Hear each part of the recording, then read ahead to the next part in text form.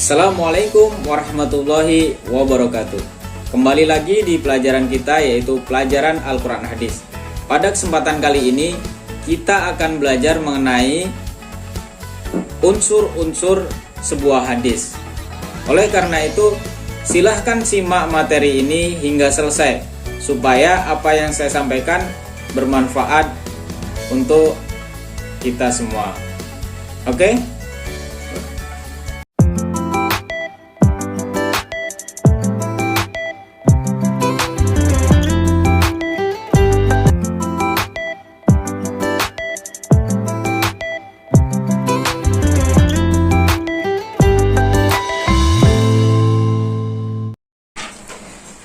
Baiklah, sebelum kita mulai materi inti, marilah kita berdoa terlebih dahulu supaya apa yang kita pelajari pada pertemuan kali ini mendapatkan berkah dari Allah Subhanahu wa taala.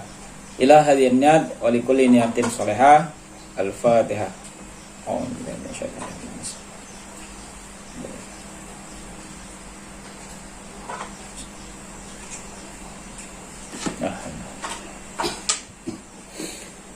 Baiklah, untuk materi kita kali ini yaitu membahas mengenai unsur-unsur hadis.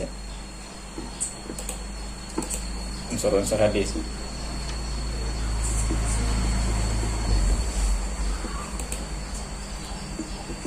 Sebelum kita membahas mengenai unsur-unsur hadis, saya akan mengulang lagi apa itu hadis. Ya. Saya akan jelaskan terlebih dahulu apa itu hadis.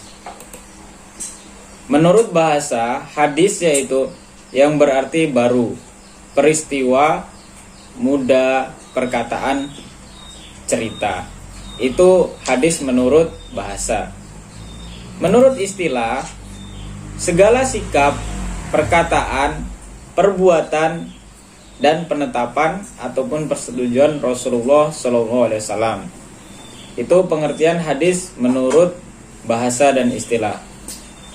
Ada juga secara harfiah, hadis yaitu jalan hidup yang dibiasakan, berita, perkataan yang dihafalkan, disebarkan, dan ditradisikan oleh para sahabat, tabi'in, dan para ulama.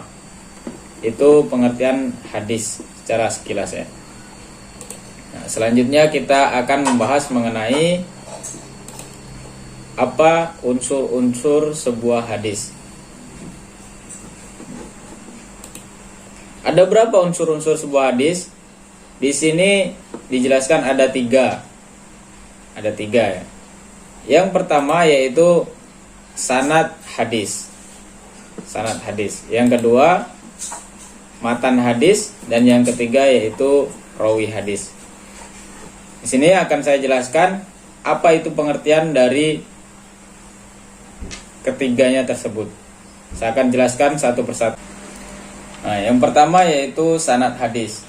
Adapun sanad hadis menurut bahasa yaitu al-mu'tamadu, yang artinya yang menjadi sandaran, tempat bersandar, atau suatu yang dapat dipegangi atau dipercaya.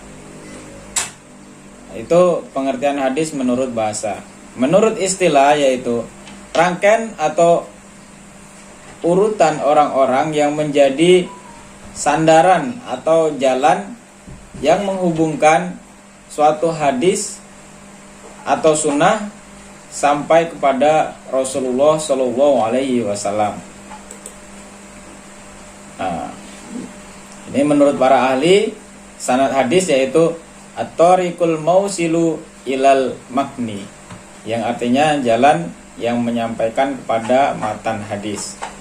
Itu pengertian sanad hadis. Terus yang kedua yaitu matan hadis ya. Adapun matan hadis menurut bahasa yaitu punggung jalan ya, tanah gersang atau tandus, membelah, mengeluarkan, mengikat. Nah, itu menurut bahasa. Matan hadis menurut bahasa. Sedangkan menurut istilah yaitu ma'angtaha ilaihi sanadu minal kalami fahuwa nafsu al hadisil ladzi dzukiral isnadu lahu, yang artinya perkataan yang disebut pada akhir sanad, yakni sabda Nabi Shallallahu Alaihi Wasallam yang disebut sesudah hadis disebutkan sanadnya.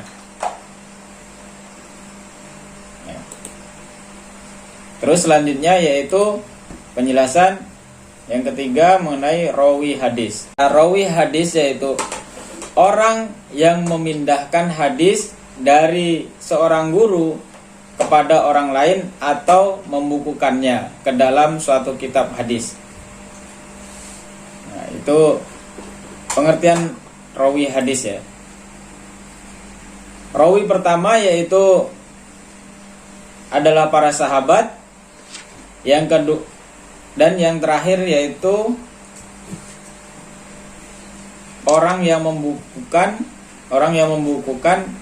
hadis tersebut, seperti halnya Imam Bukhari, Imam Muslim, Imam Ahmad dan lain-lain.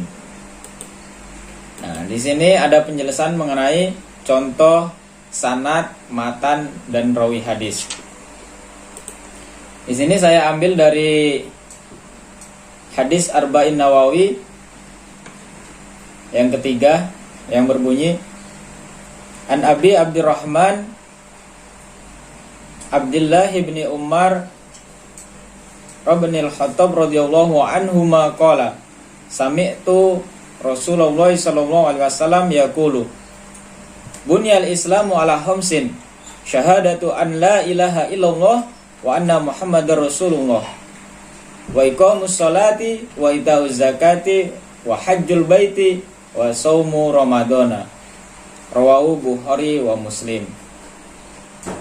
Nah, di sini saya kasih penjelasan supaya lebih mempermudah untuk kita pelajari. Yang pertama ini saya kasih warna. Nah, ini yang pertama yaitu sanad hadis yang bunyi An Abi Abdurrahman Abdullah bin Umar Ibnul Khattab radhiyallahu anhuma qala sami'tu Rasulullah sallallahu alaihi wasallam. Nah, itu dinamakan sanad hadis ya. Kalau misalkan ketemu dengan hadis lain, nah, yang menjadi sanad hadis yaitu yang di awal. Seperti yang ini, saya kasih tanda ini. Sanad hadis itu biasanya terletak di awal ya, awal hadis. Nah, yang selanjutnya yaitu matan hadis. Matan hadis yaitu yang ini. Matan hadis. Matan hadis ini yang bunyi bunyal islamu ala khamsin syahadatu an la ilaha illallah wa anna Muhammadar Rasulullah wa iqamus salati wa itauz zakat wa hajjul baiti wa saumu ramadhana. Nah, itu dinamakan matan hadis. Selanjutnya yaitu rawi hadis. Rawi hadis yaitu yang terakhir, yang saya beri tanda merah ini. Ini perawi hadis. Rawi hadis atau perawi hadis. Nah, di sini rawahu Bukhari wa Muslim. Jadi perawi hadis itu orang yang membukukan hadisnya, orang yang membukukan hadis, bisa disebut seperti itu.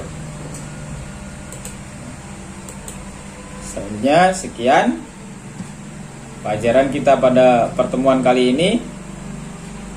Nanti saya harap bisa dihafalkan, bisa diingat ya. Bisa diingat sehingga kita dalam membaca hadis mengerti mana itu matan, mana itu rawi, mana itu sanad. Kita harus mengetahui itu semua. Baiklah, sekian dari saya. Wassalamualaikum warahmatullahi wabarakatuh.